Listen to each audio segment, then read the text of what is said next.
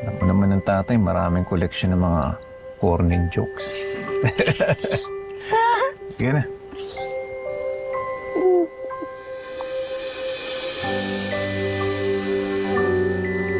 Gusto ko nang magpakita sa inyo.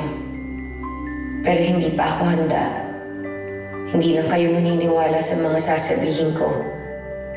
Kailangan ko munang patunayan ang kasamaan ni Jade para pag nagkaharap-harap tayong tatlo, may ebidensya akong paniniwalaan nyo na demonyong babaeng yun.